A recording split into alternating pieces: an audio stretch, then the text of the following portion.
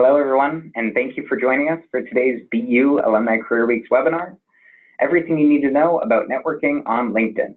My name is Dan Gardner, and I'm a member of the Alumni Career Programs team in the Office of Alumni Relations. Today's webinar is sponsored by BU Alumni Relations and is offered to our 326,000 alumni all around the globe. Throughout your career, BU is committed to helping you define and achieve your professional goals. We aim to do this by providing alumni with access to a series of online tools and social media communities. It's important that we get your opinion on how we're doing, so please complete our Alumni Career Week survey if you haven't already. I know that we have alumni joining us today from over a dozen countries in places like Switzerland, 3 different provinces throughout China, Paris, Jakarta, Mumbai, Milan, Bangkok, Tuscaloosa, Alabama, Ridgeway, Colorado, Pearl City, Hawaii, West Lafayette, Indiana, and as always, dozens of Massachusetts alumni from towns like Methuen, Oak Bluff, Longmeadow, Amesbury, Natick, Marblehead, Newburyport, Dorchester, and so many more. For each and every one of you out there, please know that we really do value your opinion on this and every program that we offer. Now, before I introduce today's speaker, just a few housekeeping notes. As you know by now, this presentation is being hosted on our new Zoom online meeting platform. And if you experience any trouble with the audio or visual portion of the presentation, please contact Zoom support at 1-888-799-9666. Today's presentation is being recorded and will soon be available for on-demand viewing on the Alumni Association website. You can find it at bu.edu/alumni. Our speaker today is very eager to answer any questions that you may have, so please submit them throughout the presentation using the chat box, and you can find it just by hovering over either the top or bottom of your screen and selecting chat. Now, it's my pleasure to introduce our speaker for the day, BU College of Arts and Sciences alumna Lisa Frumin. Lisa is a leadership and career coach who helps people who feel stuck in their jobs and are seeking more in their lives to figure out what they want to do and how to transition into careers that they love.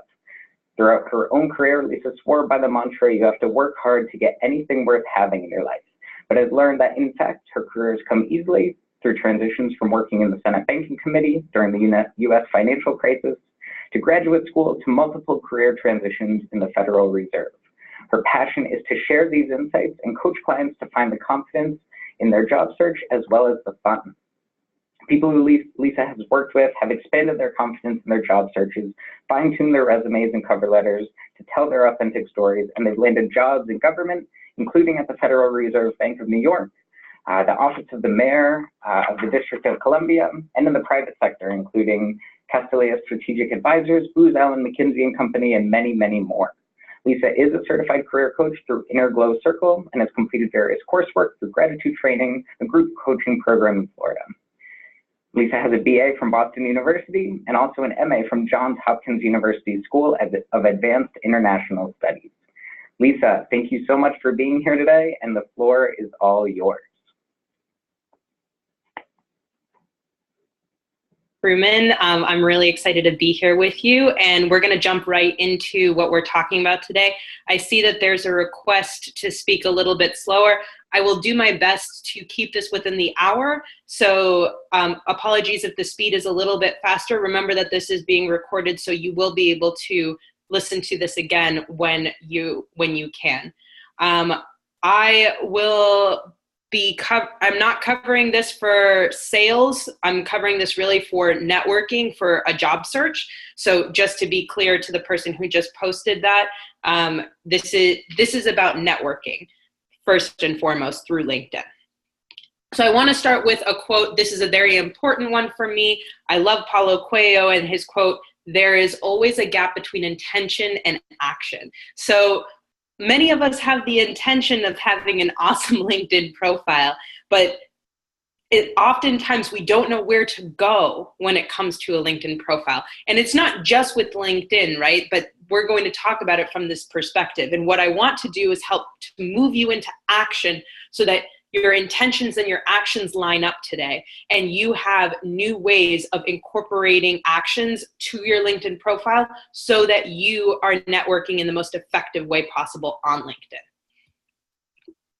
So who experiences LinkedIn profile shame? Say me in the chat box right now. I'd love to see who is experiencing this today. Thank you. I'm seeing S. Dunbar said me. Anybody else? Please feel free to also post to all panelists. Yes, thank you, Michael, Jen, Bob. So there's a number of people who are experiencing this. I'm seeing a lot more people coming in with this. And it is totally normal. You are not alone. And that's exactly why I asked this question, because so many people are here today for the exact reason that you're here today, which is that experience of LinkedIn profile shame, that intention to want to change it, but needing to know what to change. So now we're going to be talking about that. So grab a pen and paper for today. Get your water bottle next to you. You're going to be here for an hour with me, and we're going to talk through all of this together. So here's the agenda for the day. We're going to first talk about why having a LinkedIn profile is so important in this day and age. Then we're going to talk about the 5 steps to crafting a LinkedIn profile that stands out. And then we're going to talk about how to effectively network on LinkedIn. So the way I talk about LinkedIn, first and foremost, the profile is so important for passive networking. It is a way to get recruiters and hiring managers to be focused on you. And then on top of that, there are ways to be a lot more actively networking on LinkedIn as well. And we're going to go through those steps as well. So who am I? Dan gave a wonderful opening explanation of who I am, but I do want to talk to you about who I am in terms of a career coach more clearly. I used to be the person who ran away from networking, both online and in person. I didn't want anything to do with it, and I would rather sit behind my computer and apply for jobs online rather than reaching out to people and finding people who might be able to help me find a job. But here's the thing. LinkedIn has even come out with an article that stated 85% of jobs are found through internal networking. That means the networking aspect is so important now that we're going to need to change something about ourselves in order to be able to match that. And that's what I found when I was at college and BU, when I was just applying for jobs online and not getting final offers. I was making it to second round interviews, but because I refused to network at that time, I was so scared of networking, I wasn't getting to the place where I wanted to be. It was only after college that I really discovered that, found out how to develop my LinkedIn profile, found out how to use in-person networking to make this work for me in such an effective way that I've gotten jobs in the Senate Banking Committee, the Federal Reserve System, and more recently at a bank in the United States. So there were a lot of ways of me using my own networking system, including online, that I want to share with you today so that you can have the most effective job search possible as well, spending less time on your job search, but using your time more efficiently. So that's what we're going to talk about now. So here's the reasons to use LinkedIn. And this is solely to show you just how much it's time to move your intention into action. First, 98% of recruiters and 85% of hiring managers are using LinkedIn to find candidates every single day. That's a huge percentage. It's not like LinkedIn is a small social network system anymore. In fact, a lot of the people who you don't see on Facebook, who are very high-level people in companies these days, a lot of my clients are not even on Facebook. They're more on LinkedIn because that's a professional network that they use, and they won't even check Facebook every single day. So if you want to be reaching the top people in your company, the people with decision-making power, being on LinkedIn is going to be the place to be and to have a professional presence there. Next, professionals at all levels are now using LinkedIn. Entry-level, middle management, executives, they're all trying to keep in touch with current and former colleagues, as well as engaging with the broader industry that they work in through LinkedIn. And this is going to be the way that moves you into the future with your job search as well. It's so, so important these days. Moreover, your LinkedIn profile is more than just a resume or cover letter. In fact, it's the supplement, the complement to your resume and cover letter. So say that you submit online a job application, the first place that people go is your LinkedIn profile to see what else they can find out about you. Since the resume tends to be just a one-page document and the cover letter as well, you're not getting tons of information on each person. They want to know, can I sit next to this person for the next several years, if not for the next 10 years? And they are going to look at your LinkedIn profile to get as much information about you as possible through that portal. And the more you have about people who like to work with you, the more that you have about the kind of skill set that you have, the more likely you are to get an interview and then to get the final job. So this is why it's so important now to be using LinkedIn in the most effective way possible.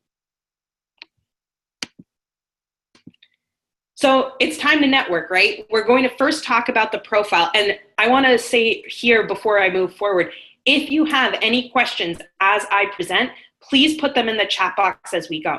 That is the whole point of this. We will have Q&A at the end, but I do like to take questions that relate to the slides that I'm working through as we go so that you don't forget your question. Say that I don't answer your question right away, write it down so that you don't forget it, and ask me right at the end if I haven't gotten to it yet.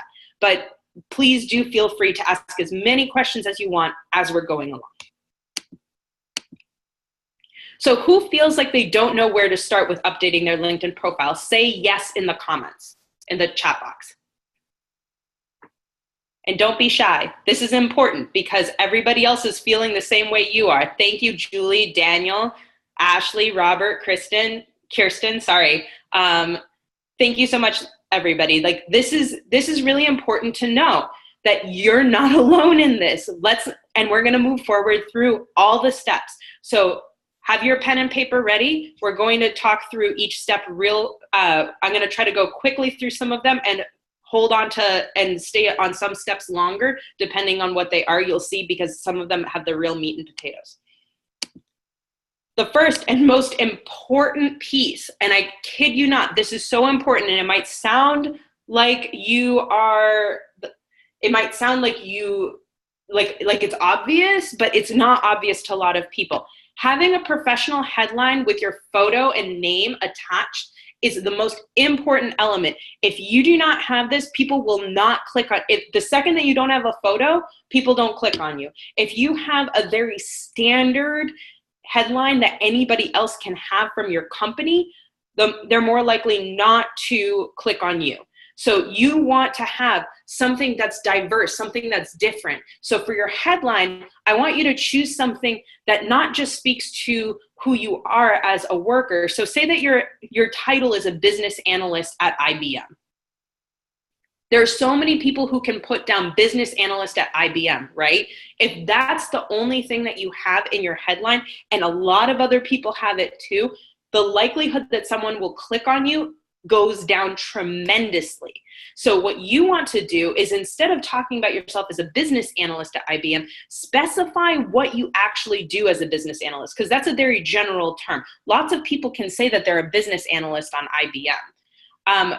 But I'm going to answer the question about the picture in just a second, but let's get clear on this. The title is so critical because you're not just a business analyst at IBM. You're probably a business analyst that works in a healthcare sector or has an expertise in engineering or something like that, right? So say that you have an engineering background, but you work as a consultant, and it's at IBM, but your title is business analyst. What I would say is management consultant with engineering background, right? And not even mention IBM. And then I would probably add something that's a little bit more personal to you. Like say that you're a runner, runner of 10K races or something like that. In the headline, the more that you are unique to yourself, the more that you focus on who you really are, the better the title becomes, the headline becomes, and the more likely people click on you. In terms of the photo, what I would say is you need to have a professional picture.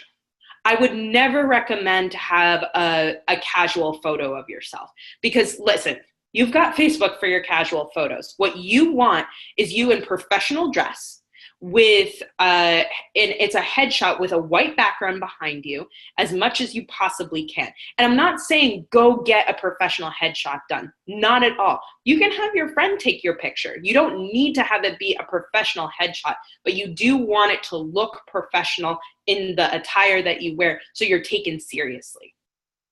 I just saw a question, what goes under the title? Joni, can you specify what you mean, what goes under the title, so that I'm clear on that?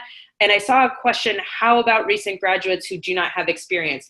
As a recent graduate, I would state what maybe your major is, where you've interned. If you've interned in a marketing firm, I would say, recent graduate with marketing experience, and maybe state something else about your background that might be unique to you. So I hope that answers that question for the Fenuja. Joni, it looks like you listed your school and location. Actually, Joni, those pieces are automatically populated by LinkedIn, so I don't actually choose those myself. The part that you do choose is where it says leadership and career coach and policy analyst here. That's the part that you can specify. Julie, I see that you mentioned the background. I would highly suggest a white background as much as possible because it makes you pop out of the photo. If you want to have a purple background, see how much you pop out of that background. If you're blending in, you really don't want to, you want to make sure that you're not blending in. Hope that helps. So this is the most important piece.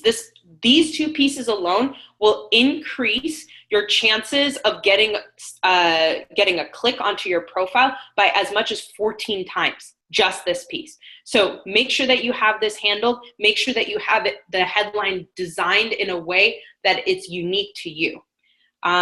Galaxy Note 8 says, what to write if you're working in a different field for a temporary time, but your major and interest, future opportunity are different. Great question. So if you're looking to transition, I would state in your headline that you are transitioning to a new field. Or you can state what your area of expertise, which might not be where you're currently working, but what you're transitioning into. So say that you came from an engineering background, but now you want to work in business as a management consultant. I know this is my example, but just work with me here. If you no longer want to be known as an engineer, then focus on transitioning to management consultant role, or state that you are, that's something like that makes it clear where you're at in your field, and you can say former engineer if you want to include that. Sometimes I know management consultants actually really like engineering backgrounds for whatever reason. Galaxy Note 8, I hope that helps. Jerry, advice for someone with 30 plus years experience in a field who wants to do something completely different and unrelated, but still working, doesn't want current employer to know about desire for complete life change. Jerry, that might be a question that you and I need to talk about one-on-one, because it sounds pretty specific. If you don't want to state that you're transitioning, you probably want to stick to transferable skills into a completely new field. And look at it from that perspective so that nobody knows on LinkedIn that you're trying to make a complete life change. But if you want to talk further on that, let's talk offline. Okay, step 2. This is important. This is the meat and potatoes of your resume, of your cover letter right here. You want to showcase everything on your LinkedIn profile that you cannot fit onto your resume. So say that you only have a small amount of real estate for your resume for one particular job posting. So I'm including here, as you can see, my experience as an associate at the Federal Reserve Bank of New York. I don't include all of this information on my resume anymore, but I do include it on my LinkedIn profile so people can see the fullness of what I had done while I was at the New York Fed. So I include pieces that are the most important on my resume based on what I'm applying for. And that's to tailor the resume to the job application. But when I go on my LinkedIn profile, consider it the master resume. So you want to have everything that you possibly can have on that post, right? And you want it to to be clear what you were capable of at that time. So you're writing it longer, generally speaking, and you're writing it with tons of keywords. I cannot stress enough how important it is to have tons of keywords, and you'll know the keywords based on the job postings that you're looking at. Or think about what you are searching for on LinkedIn when you're looking for different industries and try to include those words, because most likely those are the words that hiring managers and recruiters are also looking at. I'm getting a question. I've heard that bullets shouldn't be listed as LinkedIn wants a conversational tone, short paragraphs outlining accomplishments and responsibilities. That, I think, will depend on you. Maybe that's what LinkedIn as a company wants, to have a conversational tone. I find that recruiters and hiring managers really prefer bullets. So I tend to write in bullet form. I've seen it done both ways. That's going to be a personal choice for you, which way you want to do it. I still maintain bullets because that's the way I would want to read something to see what you're capable of. Julie, I'm a current grad student. Should I include clubs and volunteer? We're going to get to that in a minute, Julie, so thank you for that.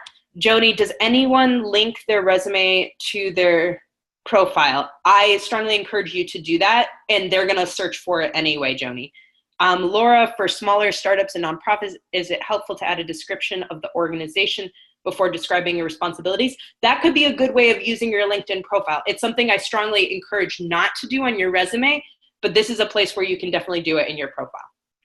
Joni, and at some point, can you comment on the worth of, I can try to comment on that, Joni, but I'm going to caveat that with saying I am not a representative of LinkedIn, so by no means am I going to argue. I'm not a salesperson. I don't get any funding from them, so I do want to state that before stating anything else about their premium account, but we'll talk about that later down the road. So you want at least your most recent 2 work experiences on LinkedIn, but probably all of them eventually. You want the 2 most recent right now, and when you build out the fullness of your resume, you want every work experience that you've had, say, post-BU. I'll put it that way. You don't really need anything from when you're in high school or while you're in college unless you have a work-study job that you think can help you get another job. I worked at the Office of Financial Assistance while at BU for all 4 years that I was there as a work-study student. I include that on my LinkedIn profile because I had a lot of office experience from that experience. So you choose based on what you need. Then we move on to education, right? Here's my education part of my profile. So I include Boston University, I include Johns Hopkins. I think, Julie, this is getting to your question. Janet, I would go back as far as you can to when you graduated from college. I know that some people feel a little bit weird about that, but I would include that because anyway, you're going to include when you graduated from college as well. So they're going to know how long you've been in the workforce anyway. You might as well just be clear on that. Yeah, Jerry, I would say include as much as you feel comfortable doing. Michael, we'll get to the privacy questions in a few minutes. So here's what I do for the education. So Julie, pay attention. This answers your question. I include any accolades, any job, any interesting volunteer experience that I had, any activities that I did in school. So this is how I arrange my education section. And I'm very clear about what I include because I don't include a lot of this information on my resume at all. I might include that I'm Phi Beta Kappa from Boston University in my GPA, and that's about it. So just be clear how much you want to include. You can even include what kind of coursework you've done here. So in case that helps get certain buzzwords or keywords that people are looking for in the field that you're in, that could be very useful as well. So after education, you want to be thinking about your profile summary. This is at the very top of your LinkedIn profile, right underneath the headline piece, right? So you see at the very top when you click on your LinkedIn profile, your headline and your photo come up at the top, and then right underneath that is this profile summary section. And this is the section which is a free write section. And a lot of people miss writing in this section, which is another place where you can add a lot of keywords that will help people find your resume, find your LinkedIn profile. because remember that the whole site is based on everything is SEO. I forget what that stands for. Something optimization, right? I apologize. My head's not really going to where SEO what it stands for. Search engine optimized. Search engine optimization. Thank you for that. Clearly, I am not a tech person, but I definitely know that this is a super important area of LinkedIn. You want to be using as many keywords as possible, and your profile summary is a great place to go for that.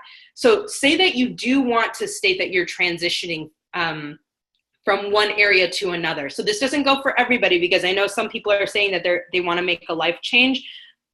If you want to be clear that you're making this transition now, this is a great place to put it, where you state what you're doing to transition and why, and what your transferable skill sets are from there. This is essentially another way to have a cover letter within your LinkedIn profile, as it were.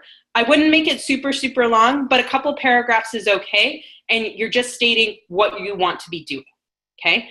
And it's not supposed to be a regurgitation of your resume. I don't want to be seeing that here. What I really want to be seeing is your humanity coming out, who you are as a worker. They want to hear your voice rather than just seeing that, you tick the boxes of the job posting. This is that place to be able to do it. So as you can see here, what I've written in mine is much more geared towards how did I move into, sorry, hold on a second. Make sure that you guys don't lose me. How did I move into coaching? And it was very important to be able to do that. Ashley, is this the place to explain work gaps? Absolutely. So if you have a work gap for whatever reason, if you went on maternity leave, if you had a family medical issue, whatever it is, I would definitely state it here. How would you suggest maternity leave for a few years? Let's put it this way, Ying Ying. Nobody's going to be surprised for a woman to take maternity leave, or frankly, for a man to take paternity leave. It's become much more normal to have stay-at-home moms or stay-at-home dads. If this is what you've done and you feel comfortable putting it into your profile summary, this is the place to do it, to address the gap. They're going to ask you anyway. What about taking a gap to care for aging parents? Same thing, Jen. You can be as clear as you want to be in this section, whether it's about aging parents or not. That's up to you how personal you're willing to go on here. But obviously be clear about what it is, like if it's a medical leave, if it's medical leave to take care of an aging parent, whatever it is. Joni, how do I say that I resigned from corporate life without seeming to be a criticism of my former employer? Joni, I think I need more background in order to be able to explain that. That might be a question for a Q&A right at the end. MW Moo, a career consultant I worked with, advised that one should not have resume posted on job sites as a general rule. How does one square that with having it all out on LinkedIn? Or did I work with the wrong guy? So I'm not going to speak to whether or not you worked with the wrong guy. I'm just going to tell you what my perception is of this. People are going to be looking at your LinkedIn profile in connection with your job application no matter what. I don't know why you wouldn't have a resume posted on a job site, because in general, you want to have your name out there. You want people to be able to find you when you're looking for a job. So the only time you wouldn't do that is if you don't want your current employer knowing that you're looking for a job, right? And LinkedIn is the place to post it. If you don't want to post your resume on a job site, totally fine. But you should have your LinkedIn profile set up so that they know that you're serious about looking for work. And I've had former clients, my former client, Tirth, for instance, has gotten so much amazing feedback on his profile and been told that they're so impressed with him because of how fulsome it is and how much information they're able to glean from his LinkedIn profile. Layoff gaps from B. Sosa. Yeah, you can mention a layoff gap if you want, but you don't have to state it so clearly that it's a layoff unless you want to. This is all about how much you're willing to put out and feel comfortable with in a public presence, right? Because this is your professional social media presence. And you want to be clear that you have a gap, because they're going to know you're going to have a gap anyway. Eventually they're going to find out. So you might as well just paint the picture for them and be completely transparent, because then you're not going to be taken into an interview and then they're going to say, oh, you have a layoff gap. I don't want to work. Like, I don't want you to work for me. If you're transparent from the beginning, then maybe you won't get the interview, but then you're not wasting your time. That's how I view your job search. Janet, how can you use LinkedIn for a part-time job or volunteer activity once you've retired? Same thing, Janet. You can say in your profile summary that you're looking for part-time work or a volunteer activity and specify the kind of area you want to be in. Sheldon, if you have an extensive work history and multiple careers, can you circumvent LI chronological career experience format? I don't believe so, Sheldon, but that's really what the profile summary here is. It's a way to tie everything together for you at the very top. That's what I would do on that.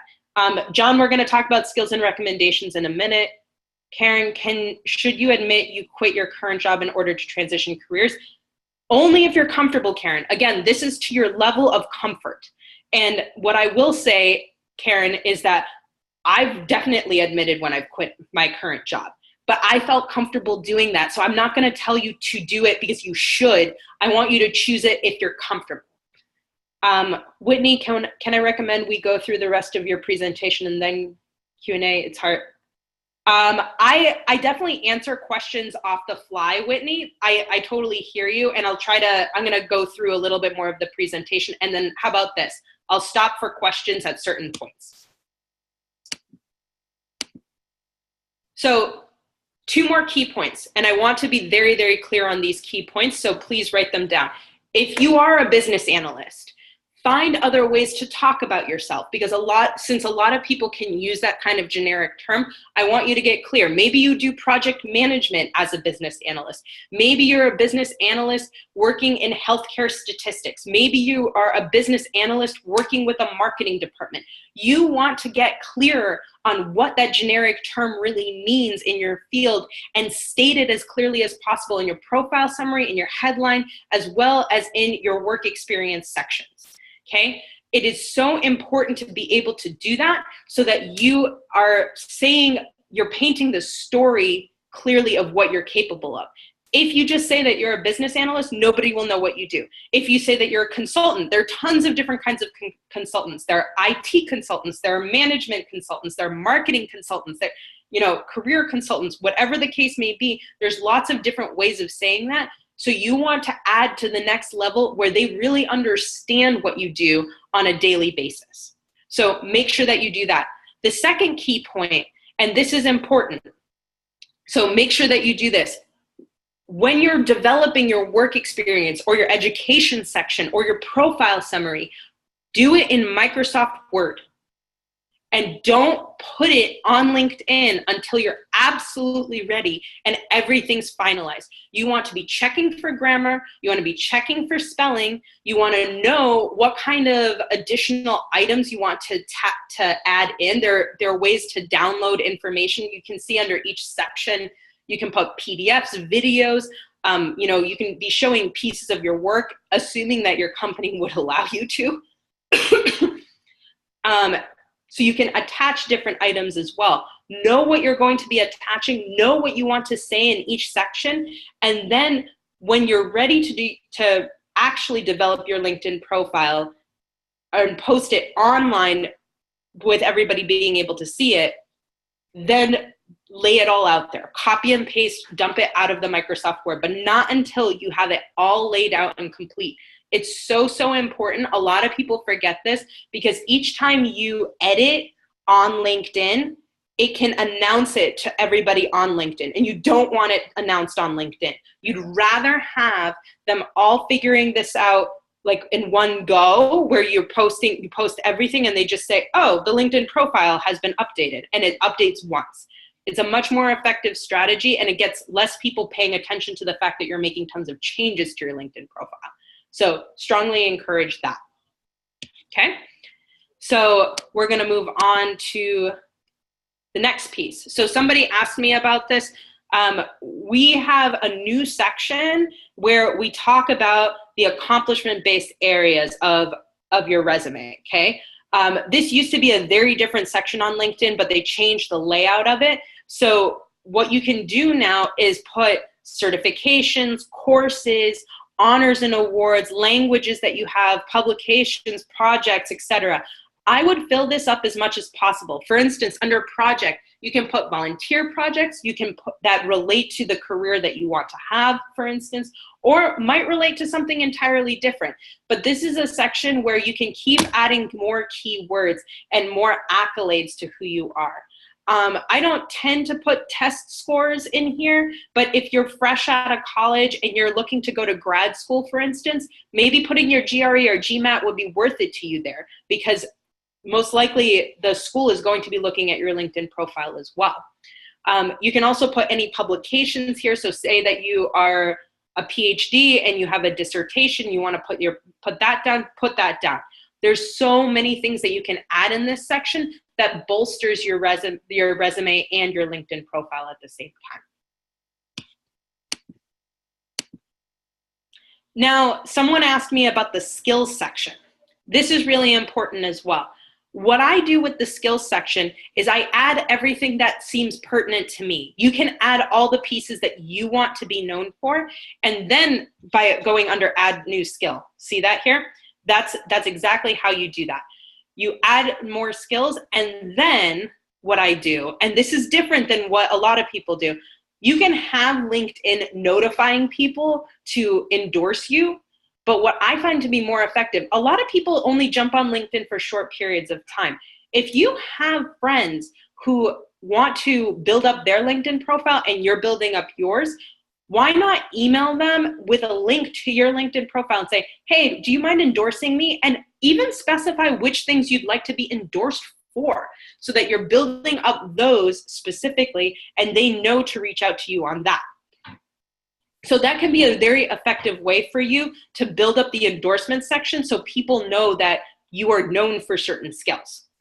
And this also builds up the keyword function as well, because the more people that you want knowing about policy analysis, the better. So for me, I have 30 people here from my old profile who were focused on policy analysis.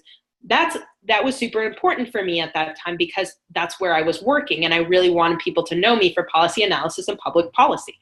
So I was asking people through my email to endorse me, and I got lots more people to endorse me that way.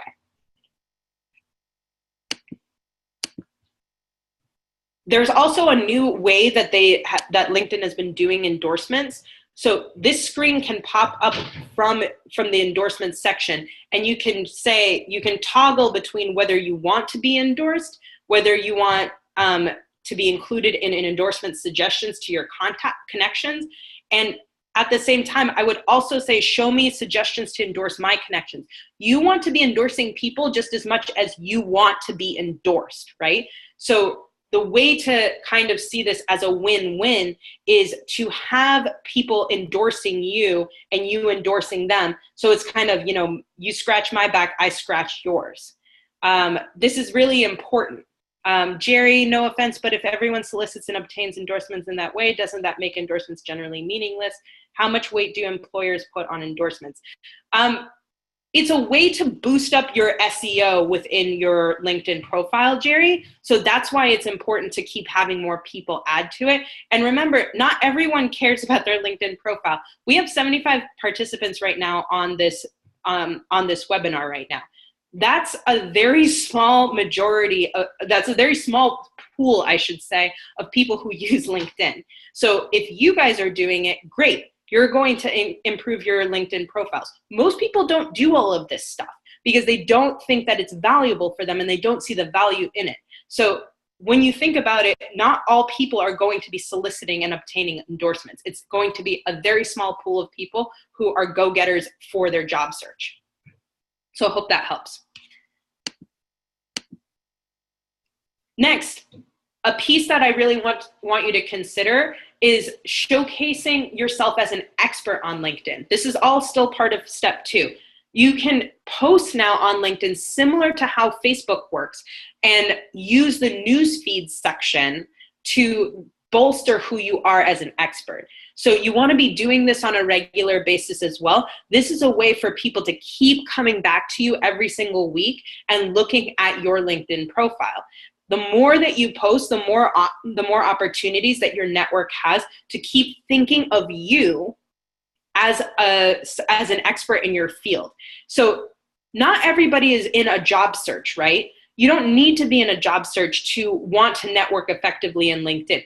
Some of the most effective job searches are the ones when you're not job searching at all, but people know you as an expert already, and they approach you and say, hey, are you interested in considering this other job that I have available? The way that you get known for that is by doing these kinds of posts. And you can be reposting articles.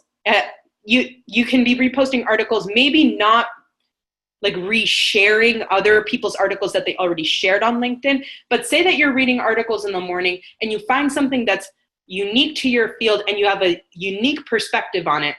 I wouldn't just post the article. I would post your unique perspective on it, saying, based on my knowledge of this field, this is what I think works really well in this article and why I think that you should be paying attention to it, and read here for more, or something like that. That's an effective way of using it. So it's not just you reposting, it's you adding your perspective to it. And that can be very effective. Hope that helps, Joni.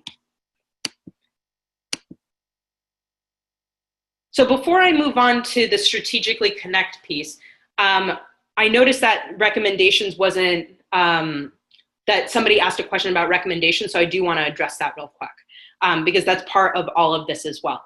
You want to be recommended for different things in addition to endorsements. And part of that is strategically connecting with people. So we're going to get into that a little bit more in a minute with the strategic connection. But think of it as this. The more people you strategically connect to, the more recommendations you can have. And you want at least one recommendation per previous work experience, as much as you humanly possibly can. Note that I don't have recommendations for all of my previous work.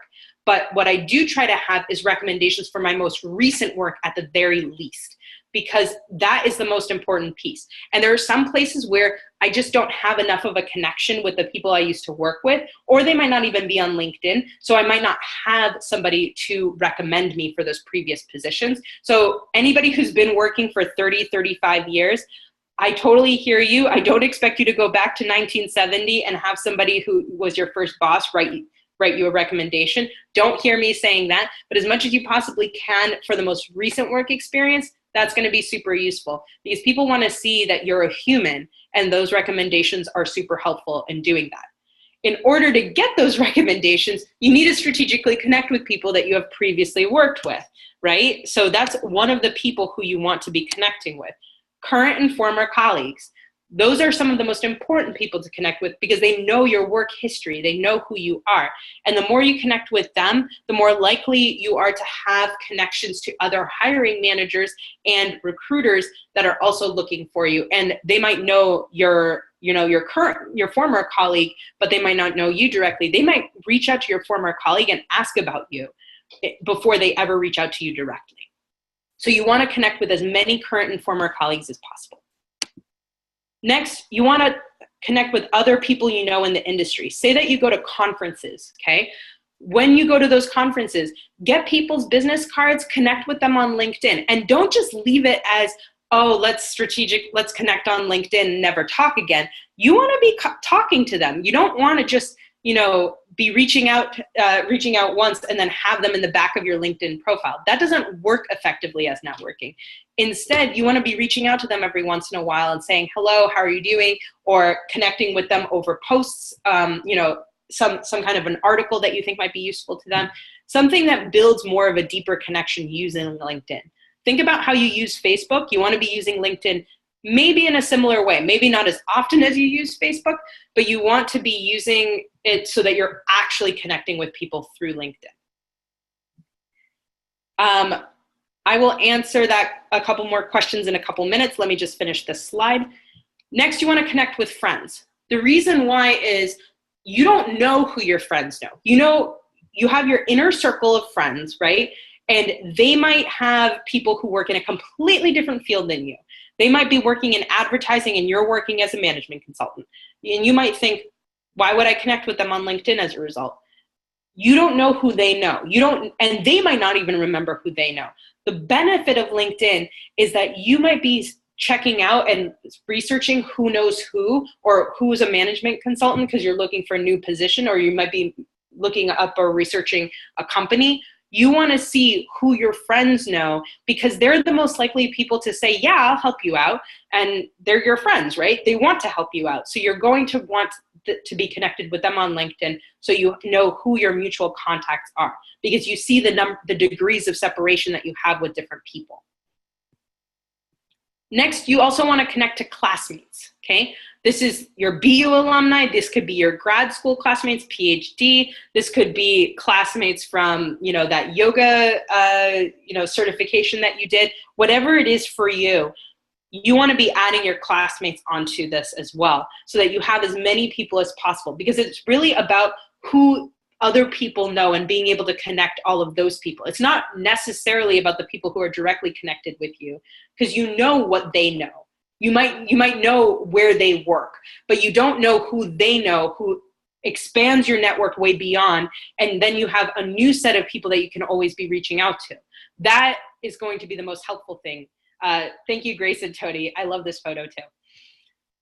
Next, personalize your message when asking to connect. This is one of my sticking points because I have so many people every single day reaching out to connect with me on LinkedIn. And there's this very dry message that comes up that says, I'd like to connect with you, something like, I'd like to connect with you through my professional network on LinkedIn or something like that. It's so dry. If you don't tell me where you've met me and why you want to connect, I'm not going to want to connect with you. It's as simple as that.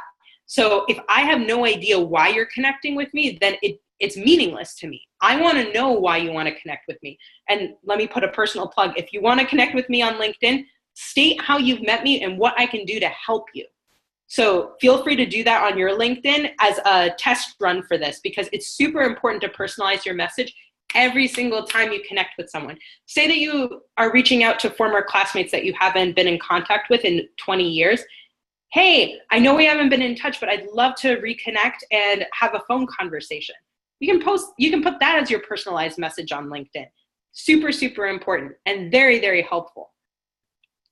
Next, LinkedIn has created these groups. And right now, I believe they're in a transition to mold the two sides together. They kind of tried to separate it so you have your LinkedIn profile and then have the separate groups section that opens up into a new browser page. I think they're trying to reconnect the two, but I haven't really seen what LinkedIn is fully doing yet. They're kind of going slowly through this as they're revamping their page.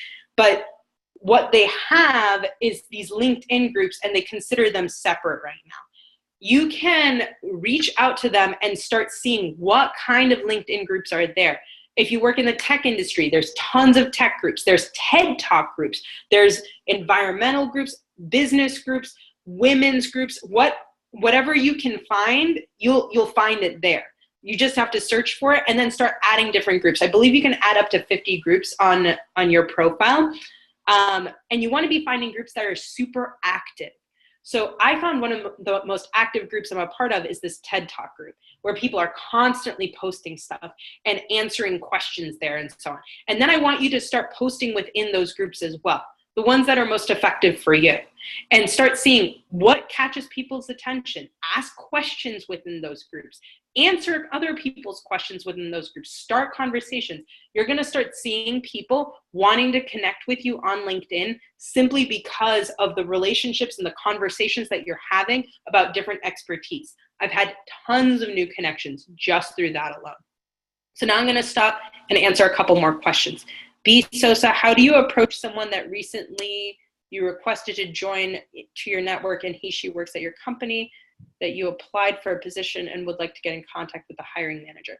I honestly think, B. Sosa, that it's not super helpful to try to connect with someone when you already are looking for a job, right? when you've looked for a job posting, for instance, and then you look up on LinkedIn trying to find who the person is, you can reach out to the person who's the hiring manager in an attempt to get in contact with the hiring manager, but people often feel used when you do that. You want to be building connections much more organically than that. And that's what I find to be the most supportive. People don't want to feel like you're just using them for a transaction. People want to feel like you want to be friends with them.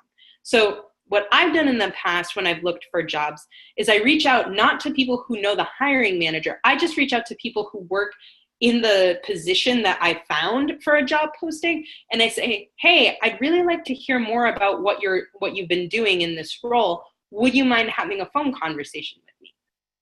That to me has been the most effective way of moving forward. And some of those people then put my name in for jobs that they have at their companies. So rather than focusing on trying to get in contact with a very specific person in order to find out more about the job, how about just reach out to someone who works in that position already? Much better, and it's a way to connect with people much more organically. Joni, if you belong to a group and you post to the feed, does it automatically go to the group? It goes to the group and it shouldn't go to your news feed. There's a general news feed and then there's like the group. It's kind of similar to Facebook where there are these private groups. You can post just in that private group. Let's see, Julie, you asked a question. Is it appropriate to connect with someone that you just interviewed with? I have done that and it's been fine. I generally do it after I've already interviewed with them, even if I've already looked up their LinkedIn profile before that.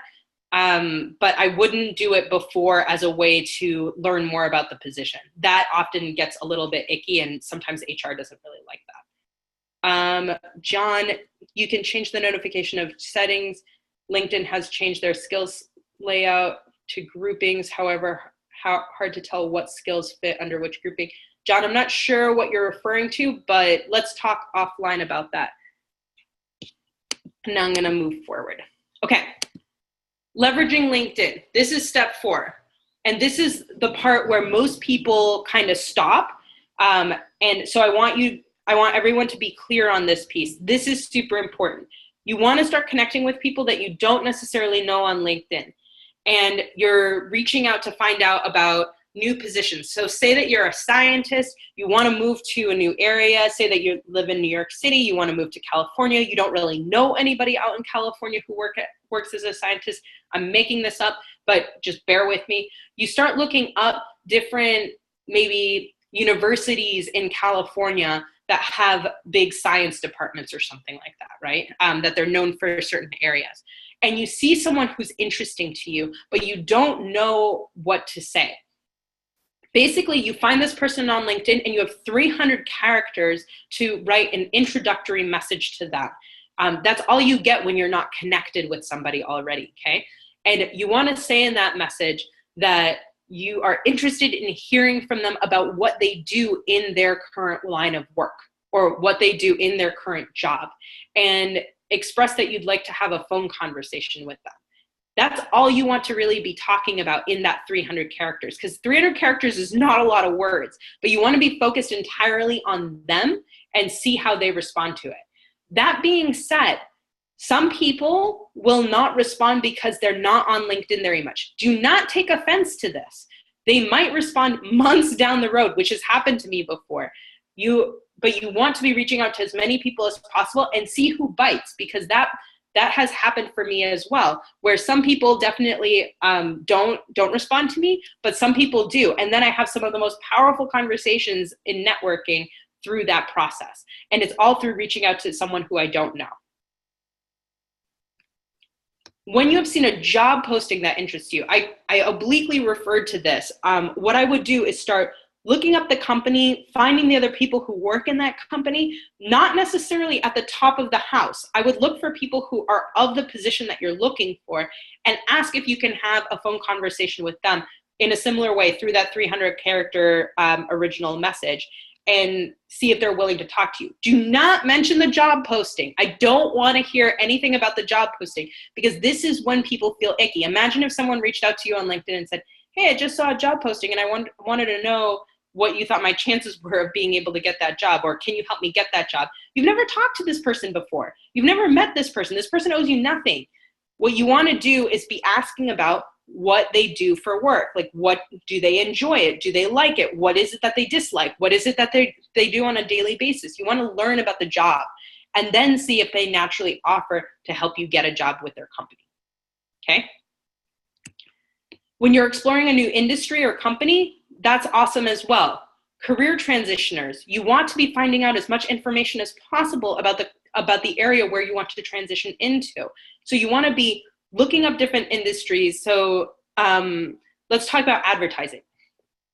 Say you've never been in an advertising job. Maybe you've been in marketing for a long time, but you haven't had an advertising job and you want to work at, say, Arnold Worldwide, which is a big company, and I know at least in Boston, but is across the United States and probably the world. Named Worldwide, Arnold Worldwide, obviously. You've never worked in this company before, you've never worked in advertising, you look up Arnold Worldwide and you find a couple people who live in your general vicinity, or maybe live in Boston or Chicago or whatever, maybe they're connected through somebody else that you know. You want to reach out to them and ask them for an introductory conversation to tell you more about the industry or more about the company. That's what you're putting in that 300 characters. So again, over and over and over again, you're focused on what this person can do to help you understand your information gathering. That's the best way to leverage LinkedIn and to get the most connections, rather than saying, hey, I'm looking for a job. People don't want to hear that because everybody's looking for a job on LinkedIn. Do something unique that helps you be the person who's interested in the other person. And when that person feels like they matter to you, then you've changed the game. Step 5. Show up as the expert. So we talked about posting, right? Start conversations, participate in conversations in LinkedIn groups. Continue to post on your own newsfeed as well, showing your expertise. Endorse and recommend your contacts on a regular basis. Set up a schedule for yourself to be able to do this. Don't just do it once and you're done, because that limits the amount of activity that you spend on LinkedIn. You want to be constantly there. You want to be constantly moving with your people and your contacts so that they're seeing that you're active. And when you're more active on LinkedIn, you rise higher in the search engine function. So when someone else is looking for someone of your skill set, of your caliber, they're going to find you sooner because you're more active on LinkedIn. So let's say rewarded for more activity. And follow up with contacts that you've had private or public conversations on LinkedIn or in person, and you've then connected with them on LinkedIn. You want to make sure that you're constantly available to them so that you are showing your interest in them. So when you are looking for a job, by the time you look for that job, you can say, hey, what do you know about this job? And they're more likely to help you because you've been connected with them the whole time. Galaxy Note 8, should we include our blog posts as I like to write, but that may not be necessarily get published? Yeah, I included like blog posts every single week as a career coach for a long time on my LinkedIn. It was a way for me to connect with people, and people were reading it and then reposting it, or just sending me private messages or maybe public messages about my blogs. It depends on if you want to be known for your blog or not. Say that I have a food blog and it's not what I want to be known for as a professional, then most likely I'm not going to post about my food blog unless I'm thinking of it as a way to show my humanity. I want to create the most professional image of me that talks about me as an expert in the field that I want to go into. And if I want to add my humanity, I might add that I have a food blog on my profile, but not post those blogs every single week to my newsfeed. I hope that makes sense, Galaxy Note 8. So what we've learned thus far: the importance of having an updated LinkedIn profile for networking. We've talked about the 5 steps to crafting a LinkedIn profile that stands out. And we've talked about how to strategically network on LinkedIn in a way that feels more authentic, right? That's all about the information gathering rather than saying, I'm looking for a job. I know that there are some questions I didn't answer, so please post your questions. Now's the time for Q&A. Thank you so much, Lisa. I can't believe the hour has already flown by, and I think you did a really wonderful job answering so many questions right along the way. I would certainly encourage folks who are participating, if you have something that's unique to you, a conversation that you do want to have offline, Lisa's posted her website there on the screen. Go ahead and copy that down. We're getting great feedback already, really great presentation and so informative. I completely agree. So again, additional questions can go to Lisa. You can find her website right there. Connect with her on LinkedIn. Don't send her that generic message that's automatically generated. Let her know how you met. Let her know that it was the BU webinar that she hosted today. So thank you again. Lisa, do you have any last thoughts that you wanted to add before we wrap things up? Thanks, Dan. Can I answer the last couple questions I'm seeing right here? Go ahead, yeah, so, absolutely. Thank you. Chong, you can definitely ask to grab coffee. Some people might not want to if you haven't met them before. So usually a phone conversation is a little bit of a safer request so that they don't feel so uncomfortable with you. And then they might say, let's grab coffee after that. But build it up slowly, because these are some people who you've never met before. Julie, if we held different positions with the same company, do we want different entries for each position or just group them all under the same company section? Julie, you can do it either way. The main point is having those key words. And I don't think it matters too much which way you do it, because as you saw in my New York Fed position, I included different rotations in there and said the time frame that I worked in them. That's one way to do it, because I was internally rotating within the company still as an associate. If you had different titles, maybe you want to separate it out. That's going to depend on you. Elise, can we get our LinkedIn profiles evaluated? If you'd like that, reach out to me on my website, myheartalchemist.com, and there's a contact section. We can talk about doing a consultation. Dan, I think you're getting a question. Yeah, absolutely. So Jen, are there any folks attending this webinar that want to connect? Is there a way to get my name out to them? One thing that I would recommend is, if you're not already a part of the BU Alumni LinkedIn group, it's a group that has just about 39,000 members on LinkedIn. So I would encourage you, Jen, if you're comfortable and you are looking to connect, go ahead and start a conversation within that group. You can write something about how you attended this webinar and you are looking forward to continuing to broaden your alumni network and see who reaches out with you that way. We're always looking for alumni to share their expertise, to share job opportunities at their company within the BU Alumni LinkedIn group. So I think that's a perfect space for that. Awesome. All right. Well, so Lisa, do you have a final question? Thank you again. Again, we can't thank you enough for your expertise. I know you are not new to the BU Alumni webinar presentation series. And so again, we are so grateful to have you for your time, for your expertise, and for the intention that you gave to each and every panelist who submitted a question. So on behalf of the entire BU Alumni Association, I do want to say thank you. My thanks also go out to all of our guests for participating today. And I specifically want to thank those who have donated to BU in the past. We couldn't put programs like this on without your support. And while Alumni Career Week 2018 wrapped up at the end of March, we still have a number of great career programs coming up. A webinar on transforming education, speed networking for education, healthcare, and nonprofit professionals, and a live interview with a nonprofit CEO. You can see all of these programs on our website, bu.edu/alumni/events, and you can filter by career and professional. So as always, if you or any BU alumni you know would be interested in presenting a professional development webinar or showcasing a topic for the Alumni Association, please feel free to reach out to me. You can call the Alumni Association, or you can send me an email, dangard, D-A-N-G-A-R-D, @bu.edu. So thank you again, everyone, for your time, and I hope you have a great day or evening wherever you might be. Thanks again, Lisa.